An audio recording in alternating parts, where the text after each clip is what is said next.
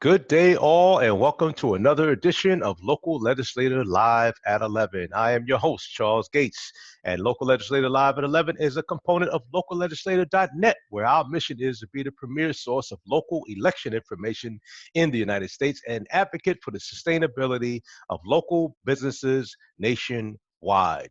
We've got a special guest this morning, a nonprofit guest that is, and our guest this morning is Admiral William Bill Hayden. Good morning, sir. How are you? I'm good, Charles.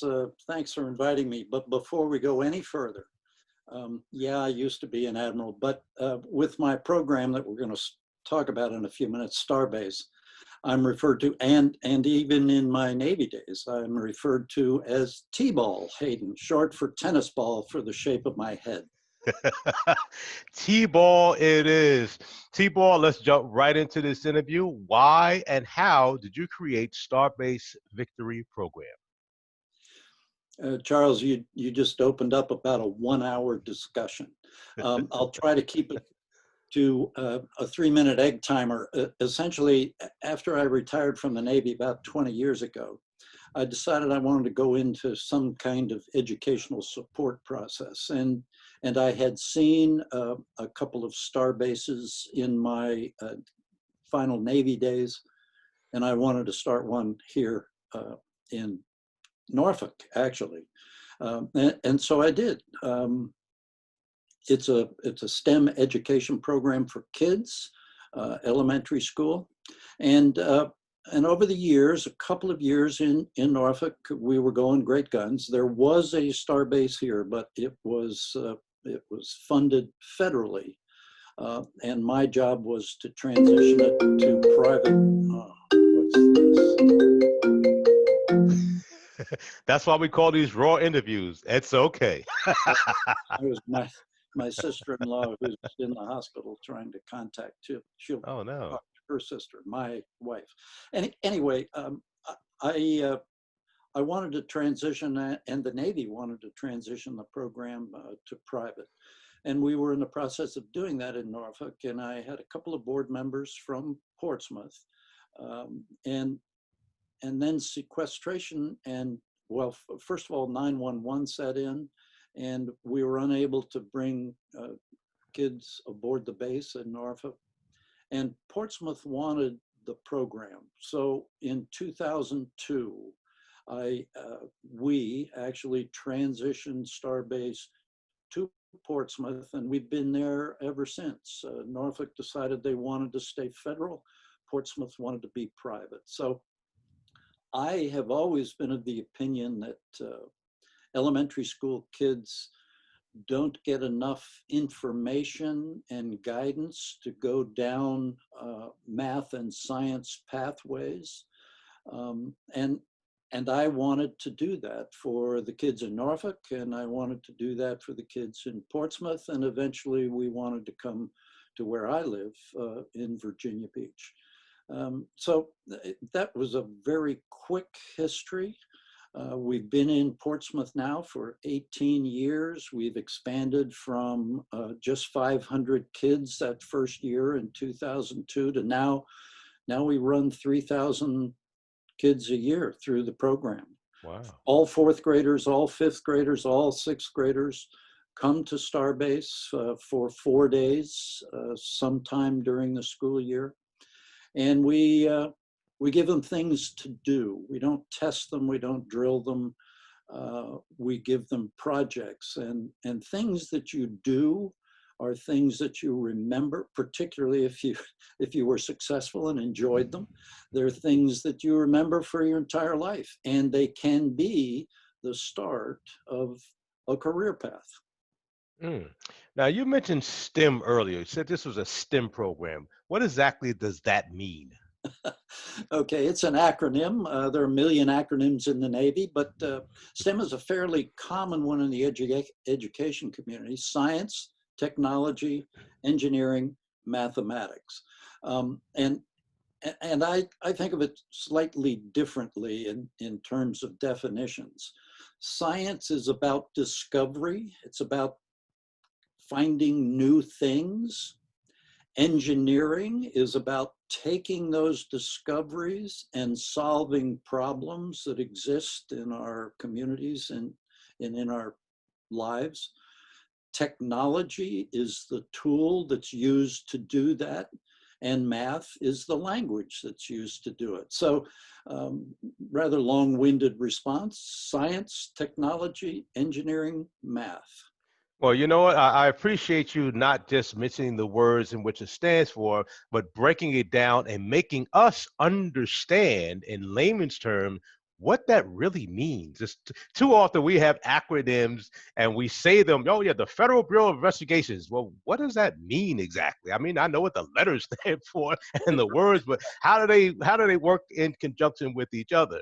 Now, T-Ball, talk about your three main programs. You got the START, space-based, envirospace, and aerobase. And I know I probably said those wrongs, but break those down for us.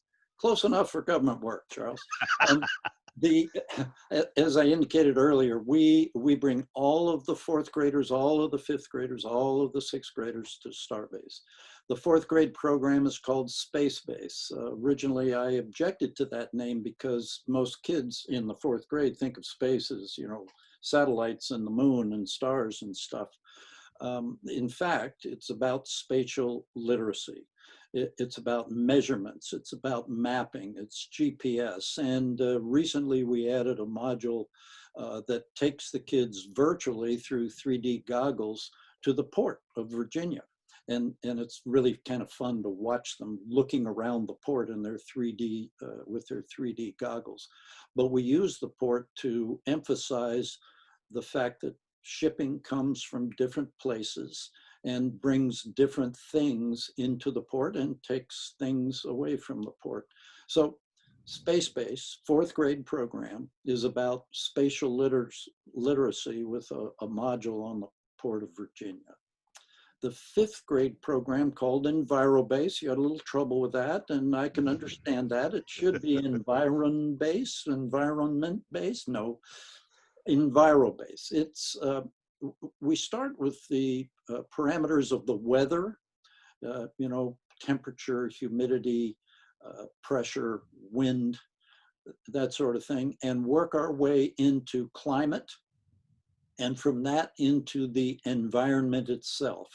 And we teach the kids environmental stewardship for the Elizabeth River. Kids come away with, they wear green t-shirts, naturally. It's an environmental program. And the kids learn about, you know, the nature of nature. It's probably one of our, well, it's good for fundraising, let me put it that way. The sixth grade program, called Aerobase, is essentially an elementary physics course. It's about force, motion, energy, and the kids learn to code and fly drones, which of course is very exciting for them. So we teach those basic subjects when the kids come to STARBASE, but the way we teach it is hands-on projects, and the kids take something away from their 4 days at STARBASE. They get a t-shirt and they get a project. The kids in the fourth grade space-based program, they get a compass and they make a map that makes sense to them. In EnviroBase, they get a green t-shirt and they actually grow. Perhaps you made a chia pet when you were a kid, or if you have children, you know what a chia pet is. Oh, yeah. Well, we don't make chia pets, but we do make little potatoes that grow the chia seeds. So the kids learn that water and soil and seeds are necessary for things to grow. That is so. Oh, I'm sorry. Go ahead. One last thing, because it's probably the most interesting or the most fun for the kids. The sixth grade program, Aerobase, physics, and flying drones. Ultimately, they build and launch a chemical rocket. That is probably the most exciting event of Starbase, and I wish I could capture that energy. I wouldn't need batteries for the rest of my life. Well, you know what? Speaking of capturing energy, it makes me want to go back in time and be a part of Starbase. As a kid, I think the biggest thrill we had was I'm from the New York City area, and going to Radio City Music Hall was about the biggest thrill we had. So that is commendable indeed. How inspirational that is, and how inspiring that must be to the kids going through the program. Wow. Now talk about your summer camp. You also have a summer camp that you offer. Yeah, let me pause for just a minute because we're in we're Oh, in the COVID era, right. and we're not actually doing the things that I just said. That was our basic program, and we hope to get back to it when we get to in person. Okay, um, so and I suppose we can talk about what it is we're doing now, which is a little bit different. But summer camps are all voluntary. In other words, during the school year program, every child comes to comes to Starbase. It's mandatory for them. Of course, after a day or two, they want to keep coming back. But the summer camps are voluntary. We didn't have any summer camps this year because of COVID. But normally we would have about 19 camps, 1 week long. As I say, they're voluntary. 9 of them are extensions of our regular school year programs, kind of graduate study, if you will.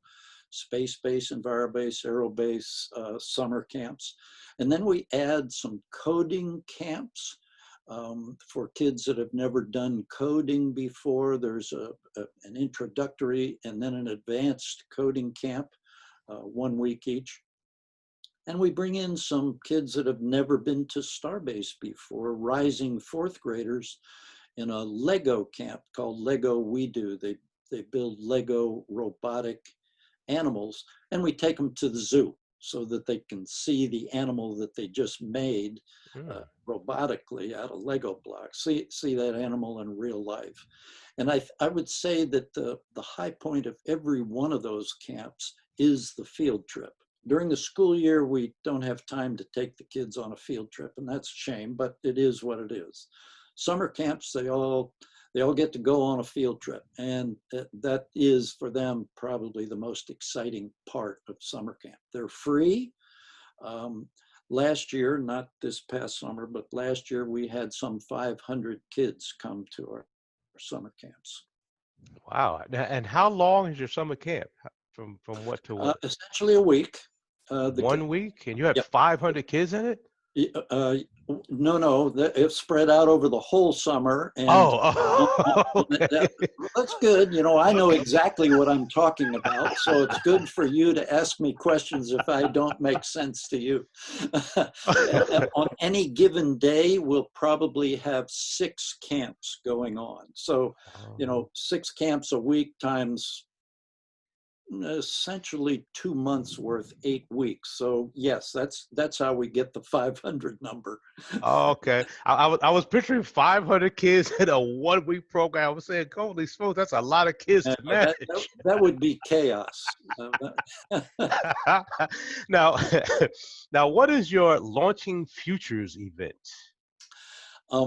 That Launching Futures, that was back in March, and it was the first time we held a major dinner event to introduce people to our program. But really, the major purpose of that dinner was an inaugural effort to introduce all of the communities. Starbase is uniquely in Portsmouth, and we wanted all of the communities, Norfolk, Virginia Beach, Suffolk, Newport News, Hampton. We wanted to get people together and talk about best practices for teaching STEM to children, especially elementary school children. Most of the other school systems do STEM education, of course they do, middle school and certainly in high school, but not No one else, to my knowledge, does anything like STARBASE in elementary school. So our Portsmouth kids get as you said, a fun taste of STEM education. And we hope, you used another interesting word a few minutes ago, we hope to inspire them to take more STEM courses and ultimately to go into a STEM field. Doesn't have to be college, doesn't have to be math or science in college, but a skill, a training course when they graduate from high school. That's our real goal, is to inspire the kids to seek more STEM education and careers in those fields. Well, I would tell you, T-Ball, that again, that is so inspiring to hear. But I've used to frequent this. I don't want to name the city it's in, but it's in Hampton Roads, and it's these two government buildings, these two scientific mathematical buildings.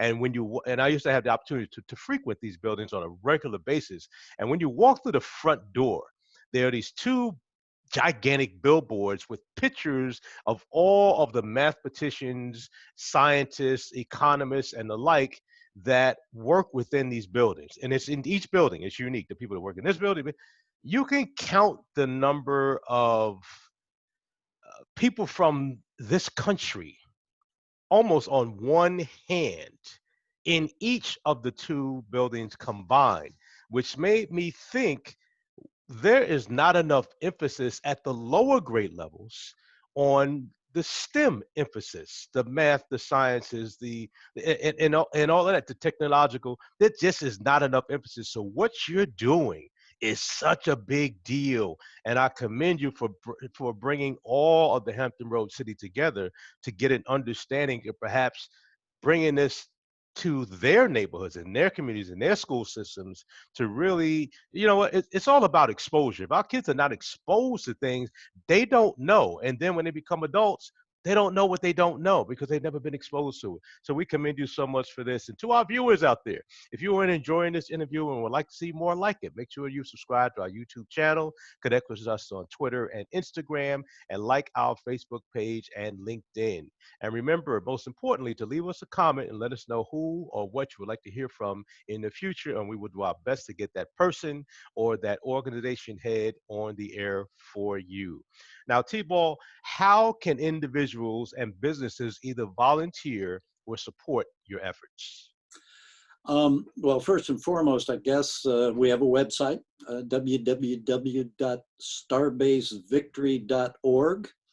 You can take a look at that website, and because we are a nonprofit partnered with Portsmouth Public Schools, we're supported entirely by the community. It can always use a donation. Currently, because of COVID, we're doing all of that work that I described earlier in a virtual format. And as a matter of fact, when I'm done chatting with you, Charles, I'm going to head to Starbase and start putting together the projects that we are sending to the homes, because the kids are not going to school in Portsmouth right now, and so they can't come to Starbase either. So we're sending our projects through the mail to home, and we've got to build the kits. I call them the shoebox kits. It's actually going to be a package, but it'll be their t-shirt and the materials that they need to do the projects that we're going to ask them to do at home virtually, led by our instructors online, and hopefully monitored by their parents. We'd like to have the parents engaged in this Starbase experience as well, because we know when parents are involved in the education of their children, the kids do better. It's just kind of a fact of life. And I want to back up for just a minute, because first of all, I'd like to offer you a position on our board, because you struck a nerve with me, which really is, in my view, the value of Starbase. Kids at this age, 4th, 5th, and 6th grade, they're interested in anything and everything, if it's fun and it has some application to their lives. And too often in school, we just test them and grill them and we give them facts. Right. What we want to do and are doing at Starbase, our 18,000 odd graduates have had the opportunity to see how STEM actually fits in their lives. So I suspect, unfortunately, I can't give you a number, but I suspect we have hundreds to thousands of kids who never had considered going into science. Math, that's way too hard for me, and technology, that's confusing. I can do my my handheld devices, but what's happening behind that handheld device? What's the coding? Kids in elementary school are paying attention. And if you give them something fun and interesting that has an application in their life, you can change their life. Indeed. And I tell you what, before this interview, I just finished talking to a school board candidate. She's already an incumbent there, but we were talking about how thrilled and in awe she was when she visited one of the teachers' homes during a classroom session. She had two, three monitors. They had the kids in breakout room. It was almost like a one-man band in terms of a teacher, how they had to transition, and these kids are just grabbing it. They're getting it. And the fact that our teachers have had to adapt because of this COVID environment, just like Starbase has to adapt to the environment we're in, she realized it's all about exposure. As devastating as this COVID environment may be, there are some goods coming out of it. I'm not trying to downplay the fact that people are dying because of the pandemic, but in every situation, including this one, there are some goods that are coming out of this, and I'm sure Starbase is no different. On that note, T-Ball, could you share one or two success stories over the years from some of your students?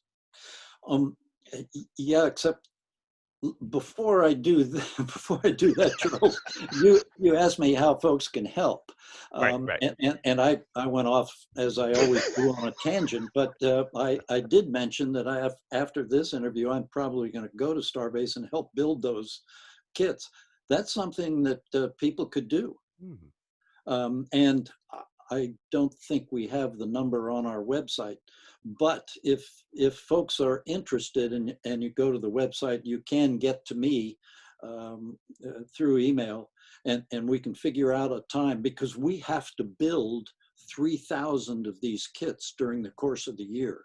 So if folks would like to help us out, give us an hour, we will shortly have a calendar, excuse me, a calendar of when Starbase will be open, and folks can help.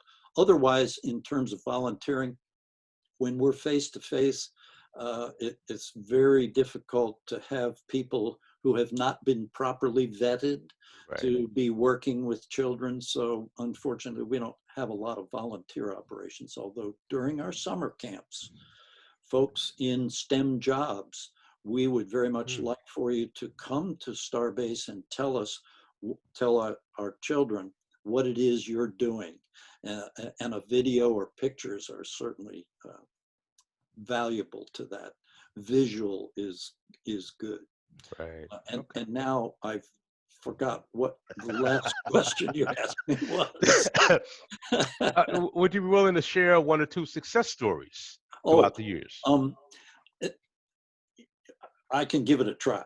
And two of them, Emily Mowers and Sadaya Cox, in particular, and they are, let's see, Emily is in college and Sadaya just started college, and I don't know where Sadaya ended up. But they were two of our Starbase graduates, and by virtue of being that age group, Emily has long left school, high school, and Sadaya just left. But every fall we have a breakfast. We're not going to do it this year because of COVID, but every fall we have a breakfast for our major sponsors, the folks, the businesses that give us a significant amount of money.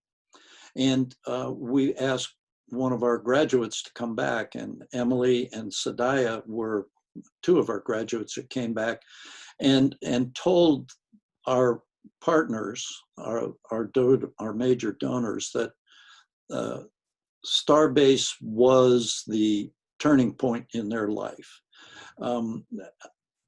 You asked me to talk about two success stories. I think that's a pretty good indication of success.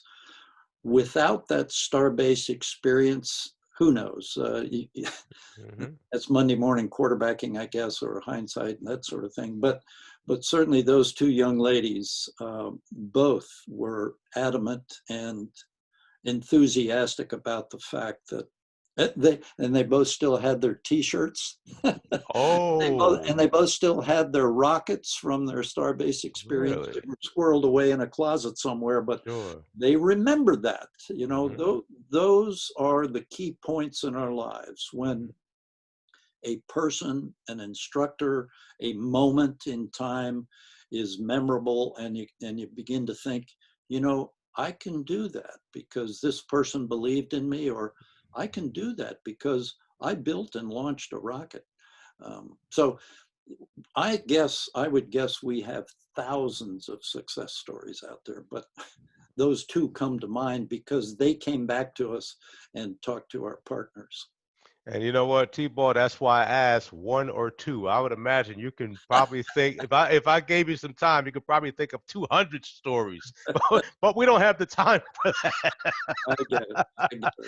Wow. Well, you know, that is really commendable. And I just have to share this too. We had a guest on a few weeks ago. We were talking about the AXO program within the NACP, which is similar to what you're doing, but it's a competition based on STEM programs and dance, and I mean, you name it, it's a competition for it. But what I wanted to share was a story that one of the ladies told me about, is that her daughter, she's an African American woman, her daughter is an opera soloist who sings all over the world.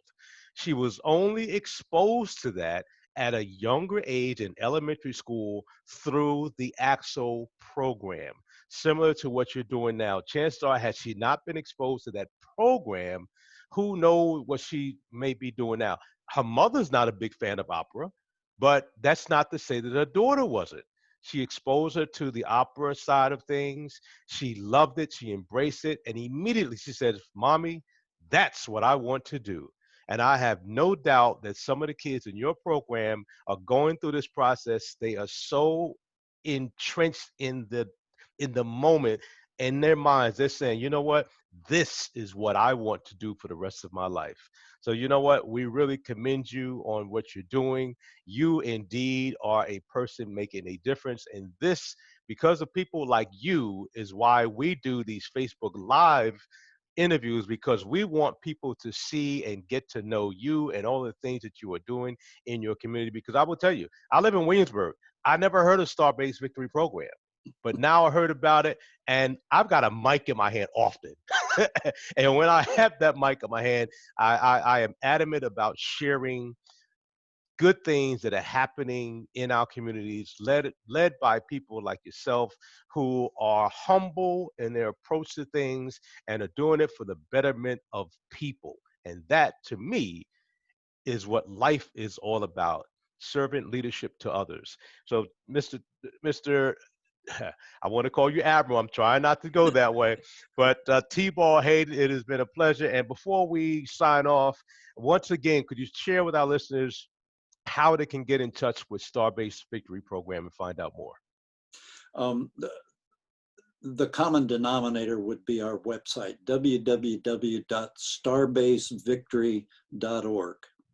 Okay, well, thank you so much. And to our viewers out there, if you want to see more interviews like this, you want to get in touch with more movers and shakers in your community, like the Mr. T-Ball Hayden there, make sure you subscribe to our channels: YouTube, Twitter, Instagram, Facebook, LinkedIn. We're on all the social media platforms. We're easy to get in touch with.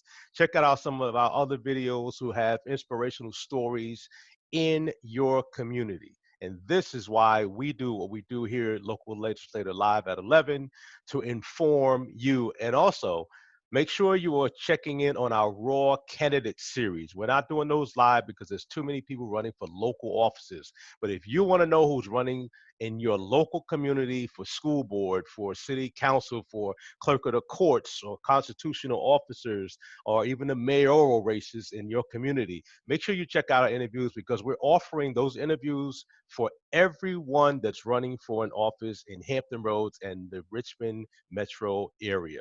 So make sure you tune in for that.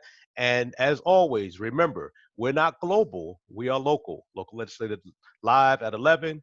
Again, lastly, TBall Hayden, thank you so much, sir. It has indeed been a pleasure. And to our viewers out there, take care of yourselves, and we'll see you next time. Thanks, Charles.